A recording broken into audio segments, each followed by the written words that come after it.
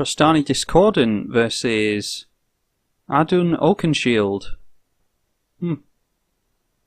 Okay, we'll go over that commander soon. I don't know what that commander does. Just reminds me of Thorin from The Hobbit. We will...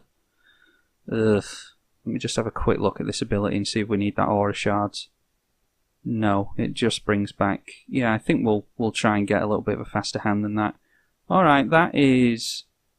Yeah, that's a little bit better. We'll go in for the turn 1 Elvish Mystic. And, oh, Savannah on top is very nice. So actually what yeah, if we had that Savannah in hand, what we could do is go for double white on turn 3, but... Oh. Actually, yeah, we can still have double white on turn 3. We just draw into the Savannah next turn and then go for the fetch the turn after. Yeah, we can do the fetch now. Yeah, planning ahead is hard apparently.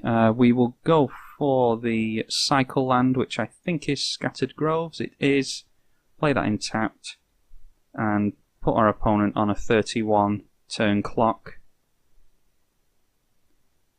And yeah, I did just have a quick look at Thorin's brother. Adun Meren is a 1/2 for Jund. That is black, red and green. And then for black, red, green and tap, return a target creature from your graveyard to your hand.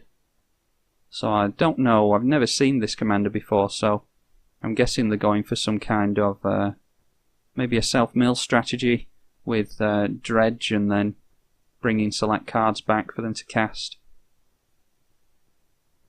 But we are online for our commander next turn, and then the turn after that probably Shamanic Revelation to refill our hand.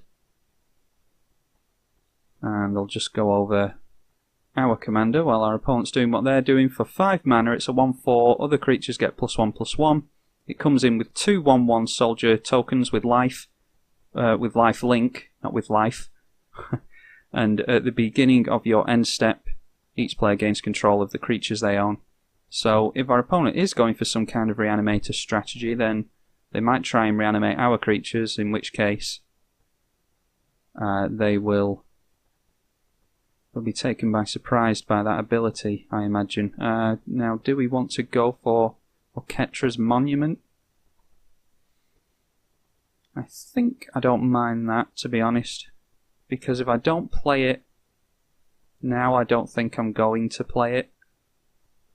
And we'll get out another token and we'll swing in for 2 on our opponent.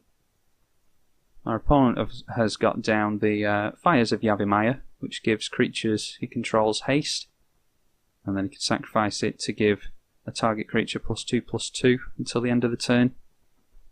But yeah, this is really what we want to be doing, token generation and then buffing the tokens. Orketra's Monument makes our commander cost 1 less, and whenever we cast a creature spell, it creates a 1/1 White Warrior creature token with Vigilance. Orketra's Monument, I think, is a very undervalued card. It can sit there for a turn. It's almost like, especially if you're playing lots of white creatures, it can be like a mana rock. So it's not necessarily a waste to play it immediately, but it can feel like it. Our opponent's coming in with a flanking haste 2/2, coming straight at Elspeth, so we are going to block that. And flanking is going to take it down before any damage is dealt, but it will protect Elspeth. And, do we want to get Hero of Bladehold down and have that swinging in next turn? That will block well against the flanking creature. Yeah, I think I don't mind that, to be honest. Let's get that down. We'll get a free token out of that. And maybe at some point during this game we'll actually get our commander out. But as for right now, we're just going to swing in for 2 on our opponent and hope that they don't board wipe next turn. Yeah, I haven't seen much graveyard action yet, so I'm thinking, what creature type is this actually? It's a human knight, and this is a knight, so it might be just Jund Knight Tribal, which would be fun. That's yeah, our opponent might just be playing this commander because it's a 3-colour knight that they can run. Yeah, and going for Vanquisher's Banner, which gives creatures of the chosen colour +1/+1, and whenever you cast a creature spell of the chosen type, you draw a card, and the chosen type is knights, of course.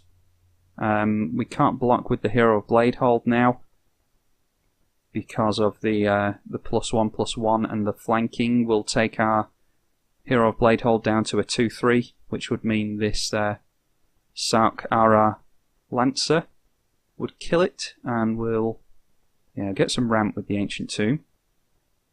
And we can go for 1, 2, and 3. Get down Trostani Discordant. And the creatures that come in off Trostani Discordant have lifelink, which is actually very useful, especially when you start buffing the creatures. And especially useful when you play the Ancient Tomb, but our opponent doesn't seem to think they can deal with that. Maybe they're worried about the swing back from the Hero of Bladehold.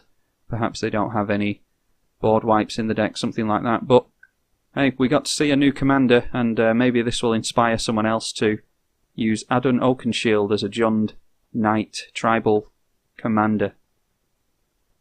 I've been using Trostani Discordant as part of Guilds of Ravnica Week. I hope you enjoyed watching that little soiree into Celestia, and I'll see you on the next one. Thank you for watching.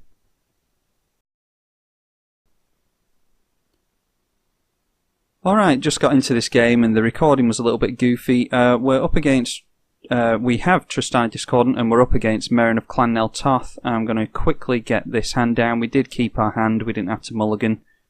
And just going to pass over to our opponent and we'll talk about quickly what we're running. Firstly, we're off against Meren of Clan Nel Toth, 3/4 for 4 mana. And it is a creature that gives you experience counters whenever a creature you control dies. At the beginning of your end step, choose a target creature in your graveyard. If the card's CMC is less than or equal to the number of experience counters you have, return it to the battlefield. Otherwise, return it to your hand. And we can go for... well, we'll play the Ancient Tomb. Then that will be Wood Elves into Sakura Tribe Elder. And we'll go for a... I can't remember what the Celestia Dual Land is called. What is that called? Savannah, that's it. So we'll go for Savannah and go for the Sakura Tribe Elder. And that's really what we want to do in the early game with Trostani Discordant, because a lot of the token generators and the token buffers like Elish Norn and Craterhoof are expensive. So want to be ramping in the early game, so everything's going well thus far. And our opponent gets down Meren. We will sack our Sakura Tribe Elder and go for a Plains. And if we're really that scared of Meren, we can just Martial Coup. We have a board wipe in hand, so... just wonder if we want to... I think we want to get down Oketra's Monument. It is good token generation, and Cultivate next turn. See what we draw into here. Okay, Enlightened Tutor. I'm going to put a stop on our upkeep just in case we want to do anything with that next turn. But right now I think we can just get down Oketra's Monument. And we'll Cultivate. And we'll get a Forest and a Plains from that.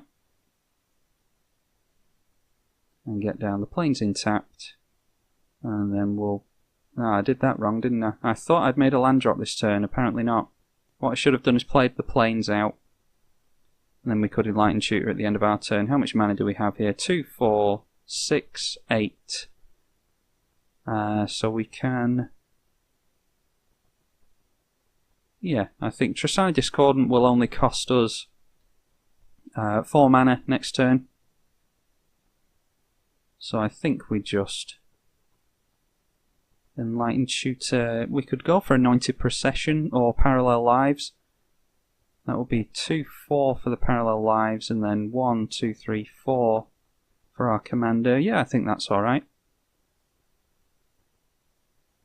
But we have to do that at the beginning of our upkeep, don't we? So that would be 1, 2, 3, 4, and then, yeah, Maybe not. Maybe we could go for Beast Within then.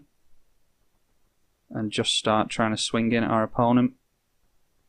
Because we don't care about our graveyard. Because if we have not Beast Within, Beastmaster's Ascension is what I'm thinking of. You get quest counters every time you swing in with a creature. And when it's got 7 or more on it, your creatures get +5/+5. We could Martial Coup once our opponent gets a lot of things out. Ah, that's a shame. Well, it's going to cost us more to get our commander out anyway. So maybe we go for something like Mirari's Wake. That would be 1 from the Enlightened Tutor, and then 1, 2, 3, 4. And then we'd have some left up. Yeah, we could go for the Mirari's Wake then, just to get ourselves more mana, and then hold up Heroic Intervention in case they have something like a Rexage. Yeah, I think we'll go for that. So that's Enlightened Tutor. And we'll go for some mana in Mirari's Wake. And this way, this is a buff as well as some mana for us, so whatever we draw into now. I think just in case our opponent kills the bird, we'll tap that down. And does this just care about lands? Yeah, so that'll double up both our lands anyway. I'm not going to block with the Wood Elves because it'll get bigger when we play Trostani. And I haven't been over Trostani yet. For 5 mana, it's a 1/4. Other creatures you control get +1/+1. And it enters with 2 1/1 White Soldier creature tokens with lifelink. They, of course, enter as 2/2s. And at the beginning of each end step, or at the beginning of each of your end steps, I should say, specifically, players gain control of all creatures they own. So if Meren decides to reanimate a creature in our graveyard, they effectively have given it back to us as soon as we get our commander out, assuming it stays with us till the end step, and we do not need to keep that. Whoa, whoa, whoa, whoa, whoa, whoa, whoa. Why did that just skip through the main phase? Okay, I've just turned off auto yields there. It skipped through straight into combat there for some reason. I think we'll go for... We're fine to go for our commander here. Oh, double mana. Yeah, forgot all about that already. Yeah, we'll go for our commander, and then we can... we'll see how effective a Crater Hoof is going to be next turn. Maybe our opponent has some kind of answers in hand. Alright, 3/3s with lifelink, and we can try and just slam down the Crater Hoof next turn, hold up Heroic Intervention for now. And we can always yield to that. That's that last ability. A lot of people were disappointed with that when the card was first spoiled. I was actually, I think, the only person on the planet excited to play this commander, to be honest. The last line of text is pretty niche, but I think it's so niche and so forgettable that I think people are going to forget about it, and you're going to have people use cards on you like to try and steal your creatures away from you, and then you're going to get them back with Trostani.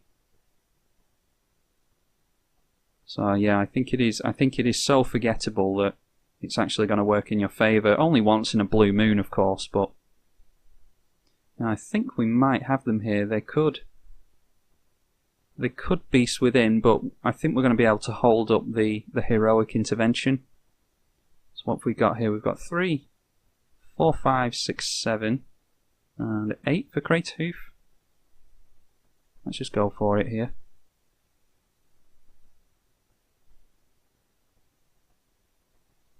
And we can just take the mana burn on that.